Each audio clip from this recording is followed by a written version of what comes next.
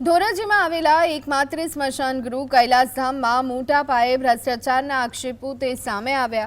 સમારકામ માટે 81 લાખ રૂપિયાની જોગવાઈ કરવામાં આવી હતી, પરંતુ નબળી ગુણવત્તાની રેતી, સિમેન્ટ, બીમ અને લોખંડનો ઉપયોગ કરી કામ અધૂરું અને નિમ્ન સ્તરનું કરાયું હોવાનો આરોપ છે।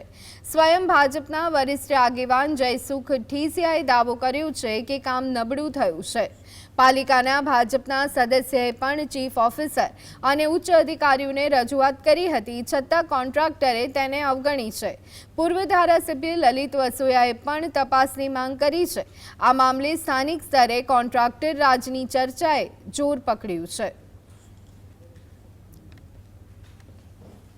મટીરિયલ નબળું હોવા ધ્યાને આવતા ચીફ ઓફિસર શ્રીને તેમજ પ્રમુખશ્રીને અને જવાબદાર લોકોને તાત્કાલિક ફોન દ્વારા અને મૌખિક કામ સ્ટોપ કરાવી અને ત્યાંથી આ બધું હરકી ગુણવત્તાનું મટીરિયલ ઉપડાવી અને ટેન્ડરની નીતિ નિયમો મુજબ જ કામ કરવા લેખિતમાં મૌખિકમાં જણાવ્યું।